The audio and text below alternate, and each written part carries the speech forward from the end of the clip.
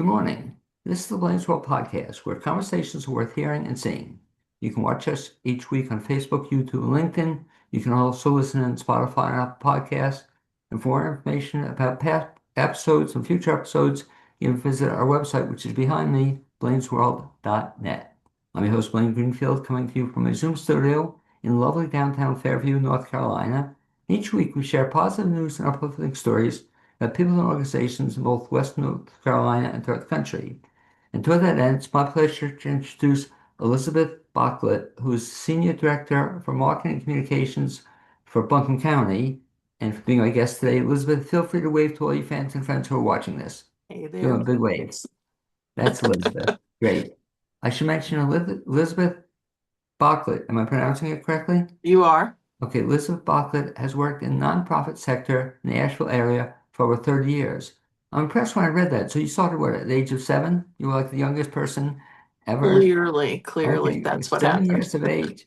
My God. And this summer, we were talking off the air, marked her 18th year with the United Way of Asheville in Buncombe County.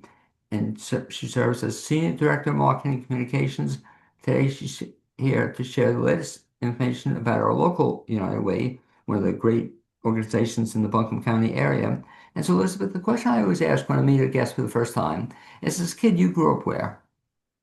I grew up actually, I was born in Queens, New York, and grew up on Long Island. Well, In the small dead one. center of it, it's not exciting in any way, shape, or form. Well, it is. It's exciting because I grew up on Long Island. Also, where? Oh, did you? Yeah, where? Oh, Selden, Okay, yeah, that's a dead little center. further. I grew up on South Shore, Freeport, and then Lawrence. Oh, yeah, yeah, Um, and so yeah, I was there through college. So a fellow Long Island person, cool. So when you're yeah. growing up as a kid in Long Island, did you always know you wanted to be with a nonprofit organization? Was that your goal as a kid? You know, not necessarily, but two things brought me this direction. One was that I adored my uncle, and he was a drug rehab um, social worker. And I thought he was so smart and funny and doing good stuff. And so I kind of leaned that direction. And then as I was out of college, just out of community college, friend's father, he was like, "Oh, what are you gonna do with your life?" Right. And you got to get out of here. You got to get out of here. And so I told him what I cared about and what I loved, and he said, I think I know a place for you. And he says, my aunt used to work at a place called Warren Wilson College. Right. And he said, you should look at that place. I think that's the right place for you. And I looked and I fell in love with it and I have never left. And that was back in the early 90s. So when you left Long Island, you came to North Carolina, or had you? When I did went that? to I went to Warren Wilson for Oh, 2 years. Yeah. oh, great college to do this and get exposure in Yeah. this. And you were telling me also, so you were at Warren Wilson. You then initially volunteered with United Way, or that was somebody else? Yeah, no, my actually when I was at school, I was a social work major Right. at Warren Wilson, and my internship was with this United Way back in 1991, I can think, 192.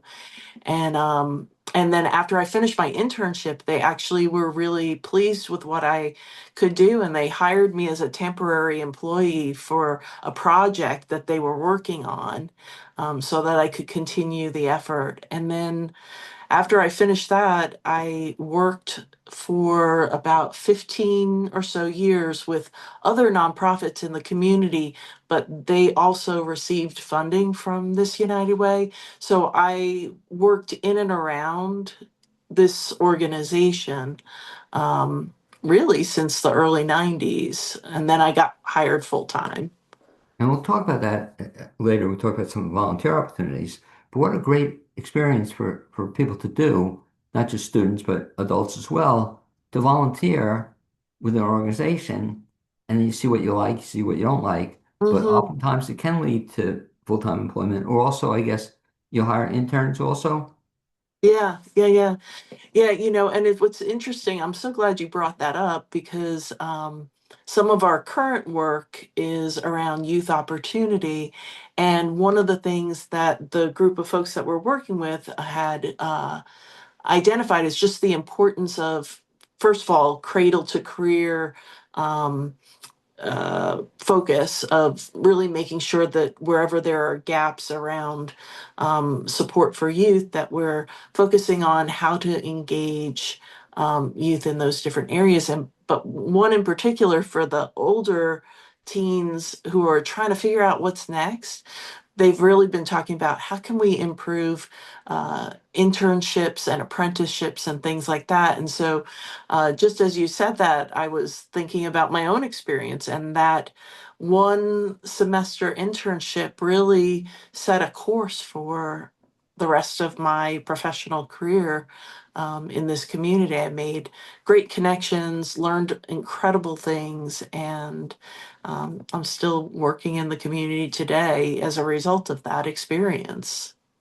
If you would talk a little bit about that youth opportunities, because is that relatively new with the Y? With the United Way, Yeah, with I'm sorry. Yeah. yeah, you're fine. Um, so it's interesting. Back when I was talking about my internship, we had a series of community conversations that happened back then that led to actually the creation of Children First. So that was a spin-off of an earlier community conversation around education. And then more recently, probably about I don't know, 10, 12 years ago, maybe 15 years ago, there was another set of community conversations talking about where gaps existed within the community. And at that time, it was really identified as the middle school years really had a gap in resources and services. So we started really funneling funding and volunteer work and just general conversation around how we can shore that piece up over time that has since uh, evolved into a whole broader way of looking at youth opportunity and support. But yeah, all of that came out of community conversations with different partners around the table, and so yeah, so it's been around for a while, but it continues to evolve. Because one of the great things also you folks do that I'm familiar with is that if people are watching or listening and not necessarily youth, and by the way, when you talk about youth, is there an age range on that or Well, what I can tell you is, if you indulge me, there's basically two ways that we're looking at youth opportunity right now. So one of the big things that we're doing is something called community schools, this community school strategy. And so I have 9 coworkers who do not come to work at our office. They instead go work at 9 different public schools in our area. So 3 schools through Asheville City Schools, and 3 minus 9 is 6 of them. very Very good? good, very good, right? 6 of them work within Buncombe County schools, and most of them are middle schools, but there are several that are elementary schools and one intermediate school. And so they go to work every day there to help support that school community, families, all that, with bringing better resources and more support, whether it's after school programming or funding, for example, for a health center, different kinds of things like that to shore up support in that particular school community. Well, let me just jump in here because I find this fascinating in terms of what these people are doing. What exactly are they doing in the schools? Yeah. So my coworkers will they have a series of different, they gather a an advisory board to that are rooted in that community. So it might be parents, local businesses, um, other community groups, different nonprofits that serve that particular school community. And so they work within that area to figure out what are the resources that they have, what's working well, and what is still needed. And so together they identify that and then figure out how can we bring in more resources to be able to shore those things up. So it might be about bringing in more mental health support for the kids. It might be bringing in or expanding existing after school programming. We do a series of events. At some of the schools, it's a weekly thing. Other schools, it might be a monthly thing, but it is something called community nights. So, community nights are where United Way basically foots the bill to bring caterers in, local food trucks or chefs will come in and basically feed families, bring the whole family for free. You can get dinner for the whole family. You can get academic support with tutors who come by. Some of them are local educators who'll come by and can help with that. There's also different community partners. So maybe Pisgah Legal Services or a local health center might come in and talk about a particular thing. I know one time I saw Bank of America had someone come in to be able to do some financial education. So we really try to make it something that can be both fun, fulfilling, and support the whole family, really. Now, who handles these positions in the nine people? Are they interns? Are they college students, No, graduates? there are full-time staff. So we hire them. A lot of them might have a background in education, so that we have a few folks who are former educators themselves. We have folks who have a social work degree. And so, yeah, they're our full-time staff members. They just are staffed at that facility. So they work hand in glove with the local that school's education educators. So working with the principal, the vice principal, the other teachers in the school. I mean, it sounds like a great position for whoever takes it. I mean, it's so wide open that they can pretty much do a wide variety of stuff when they're in there. It's a really it's an incredible support to this to the schools themselves. We've got several of the principals have said, I can't even imagine trying to do the work that we do now without those community school coordinators. One of the fun things, just going back again to the internship piece of it, we do have connections to our local schools, universities. So Western, Warren Wilson. I think we've had from UNCA possibly as well interns that they might be finishing up their social work degree. And so they might do a semester with us and get to work side by side with our team members in the schools and get to help put those programming and resources together. Uh, And as part of that, you showed me a picture off the air that I'll try to run along with this clip.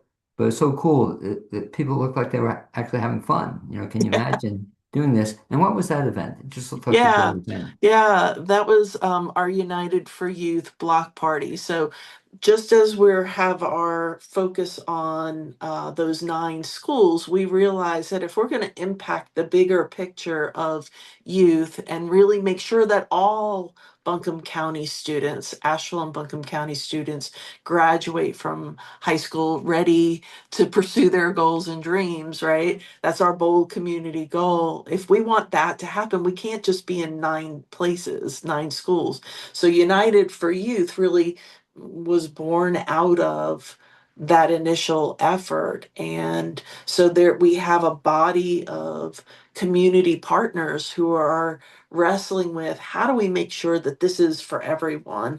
Maybe it's not a specific school, but how do we make sure that this community is really wrapping their arms around our youth and creating opportunities so that they all have a chance, whether they're pre-K on through to, third grade reading, eighth grade math, or, getting ready to leave high school and they have maybe some internship opportunities and whatnot to figure out what that career or college path might be.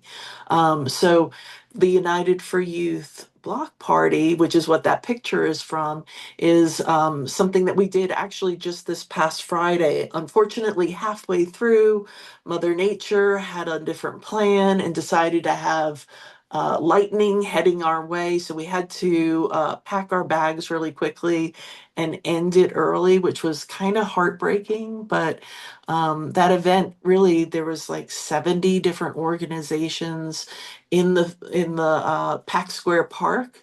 There was on the stage, there were youth who were performing. There were no adults on that stage. It was youth who were emceeing.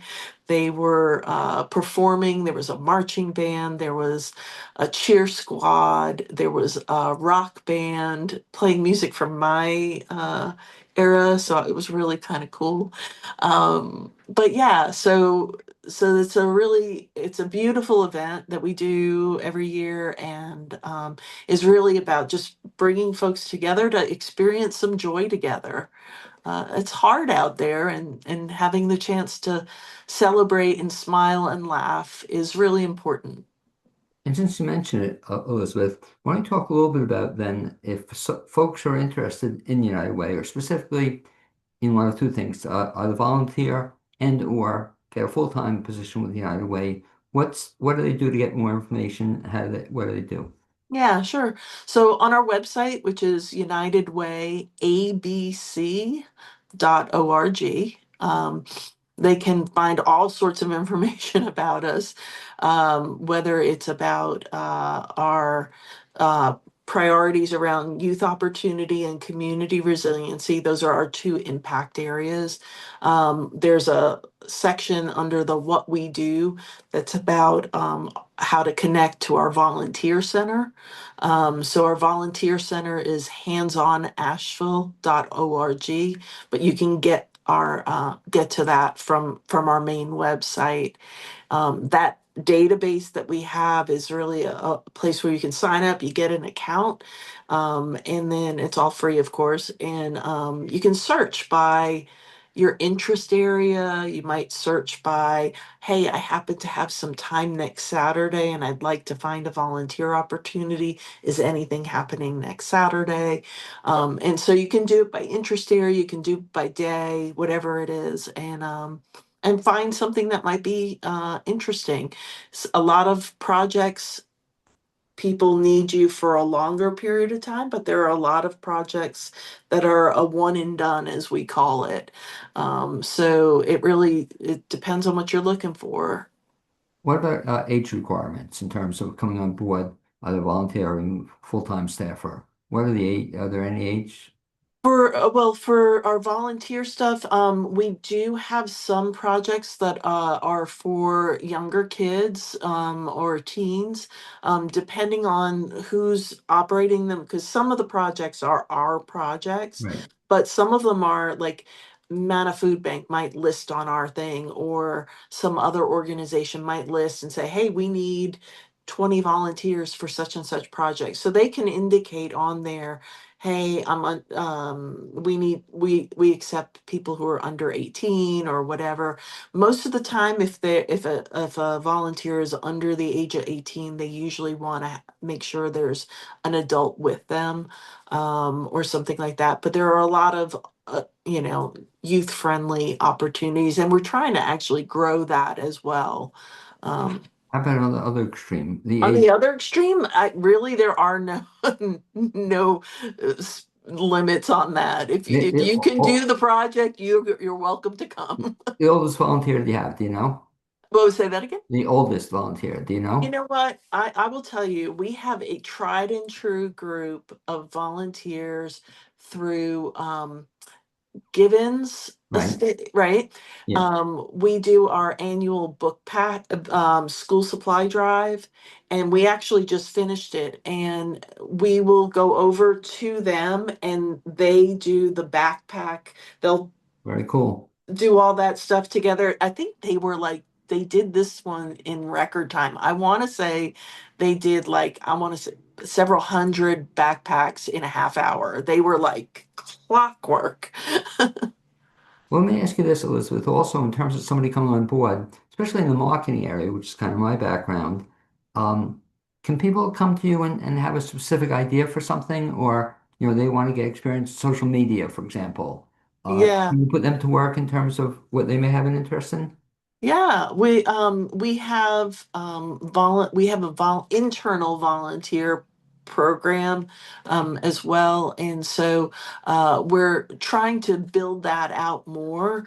It's so easy, I think, in the interior part of our work to get like you keep working, working, working. It's hard to bring someone in Right. and like shift that. But yeah, we've definitely had a couple of interns over the years in my department as well as other departments, and we can figure it out.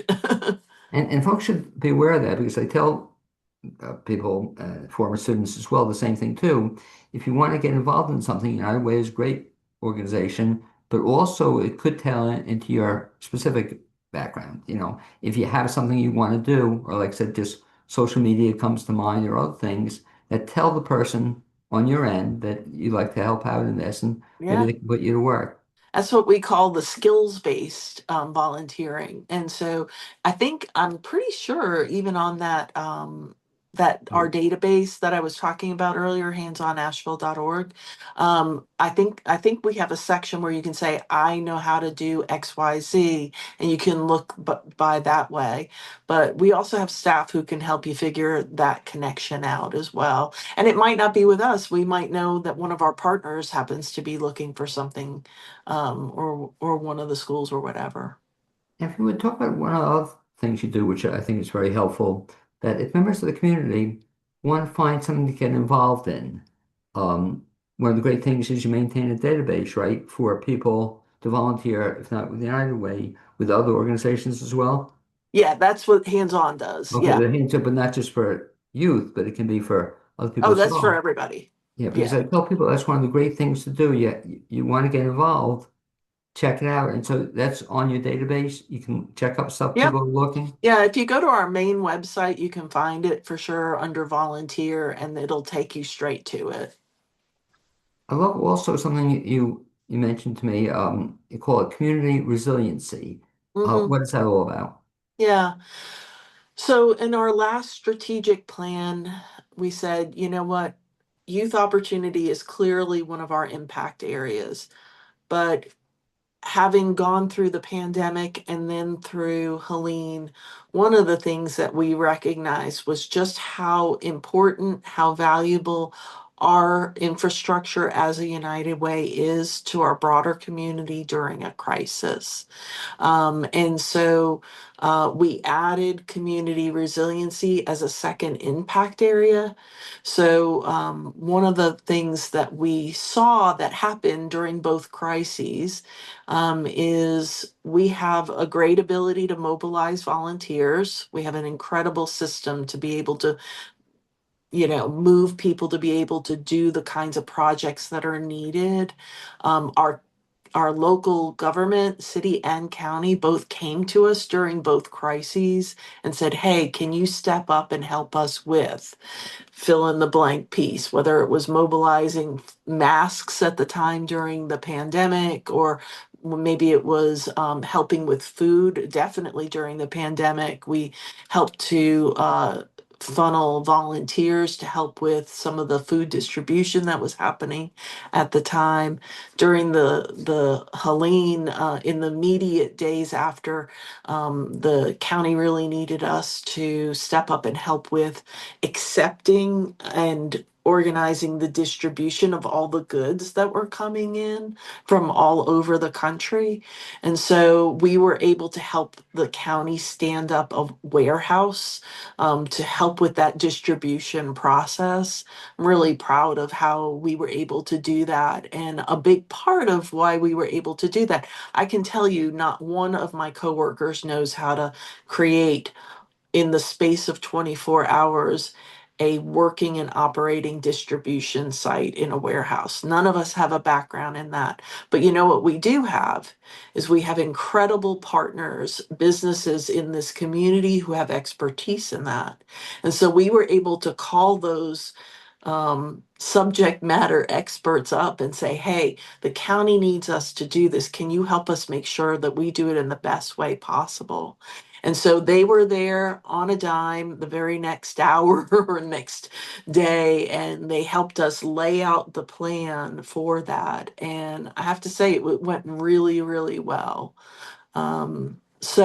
So yeah, so being able to take that infrastructure that we have and be able to use that in a more proactive way when, God forbid, the next thing happens, is what that's all about.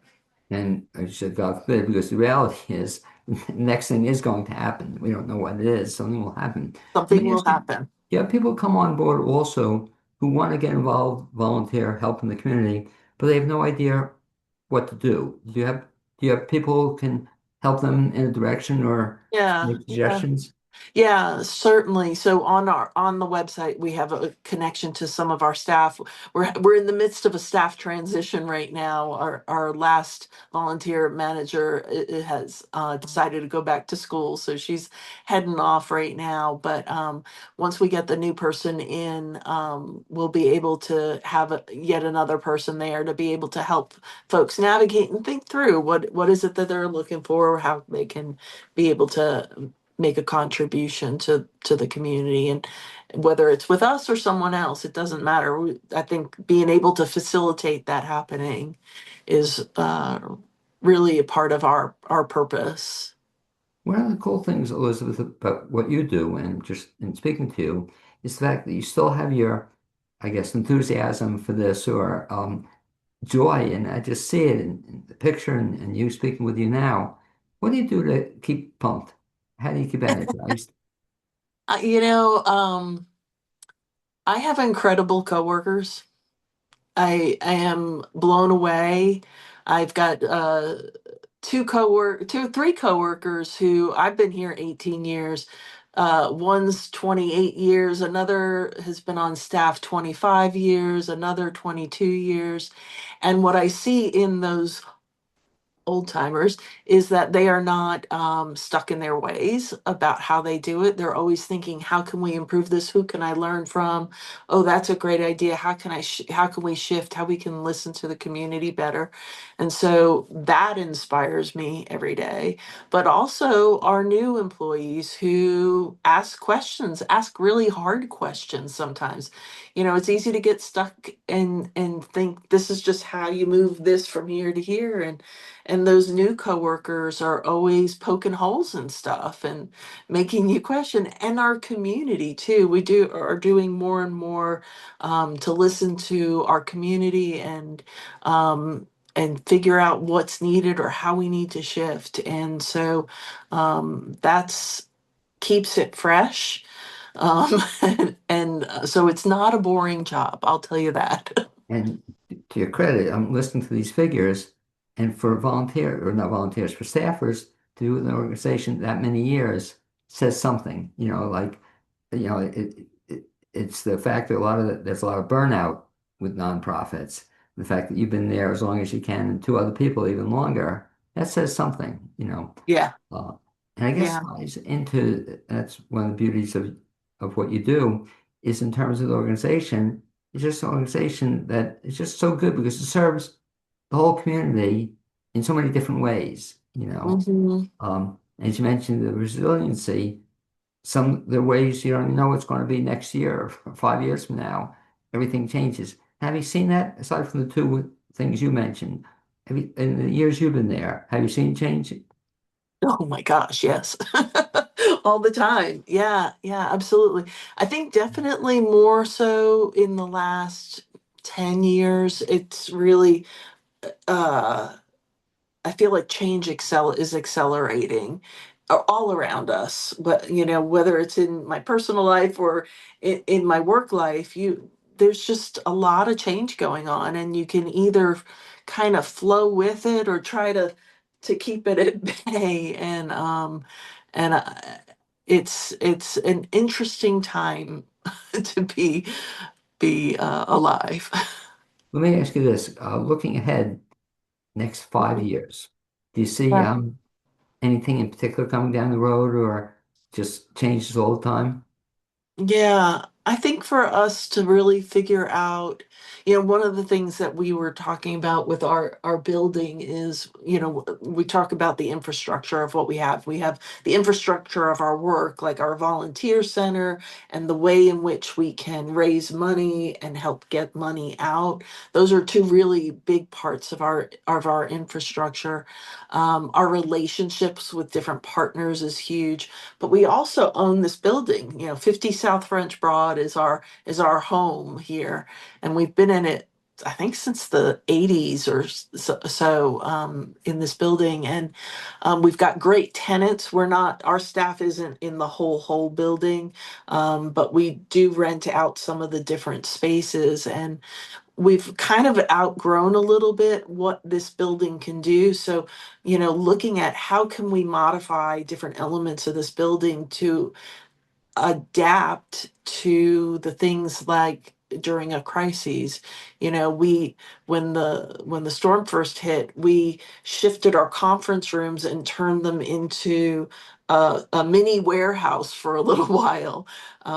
We had an operations center out of one section so that we could have Wi-Fi and things that we didn't have elsewhere. We happen to have had power, so making sure that this place is somewhere where other partners can come and get their work done too. So we're trying to, over the course of these next 5 years, really think about how can we boost the strength of this building in a different way. That's definitely one thing. I think being able to expand the impact and the vision of United for Youth. How can we support these community leaders in deciding what's next? How do we really mobilize people to step out of their comfort zone or their usual day-to-day life and be able to provide support for local youth in a different way? That's a huge ask and a huge lift, and we've got to figure that out. What does that look like? And talk about it on the other extreme. So you mentioned some of the youth programs. What about people on the other end of the spectrum? Mhm. And you don't necessarily want to call them old people, or I don't know what you want to call them, but talk about those programs. Or do you do stuff for that population? We do less around that in terms of direct impact in terms of funding or any of that. However, what I will say is that there's some talk around some of that multi-generational connection that can happen that can really be mutually beneficial. So there's a lot of those adopt a grandparent, if you will, programs and that are out there. And I think there might be some that are active right now in the community. But how do we create opportunities where some of our elders in the community can really connect with and support younger folks, and what that connection can do in the reverse for our elders to be able to have that energy and joy in their life, kind of going both ways. That's certainly something that I think would be a great thing, and I would imagine is a part of what some of the ideas that will be coming up over the coming 5 years, as you say. Um, And ballpark, how many folks are employed by Buncombe County United Way? um, I want to say we're in the 40-ish range of staff. Like I said, we've got um, 9 folks who are actually physically in the schools. We have a couple of other folks who support them.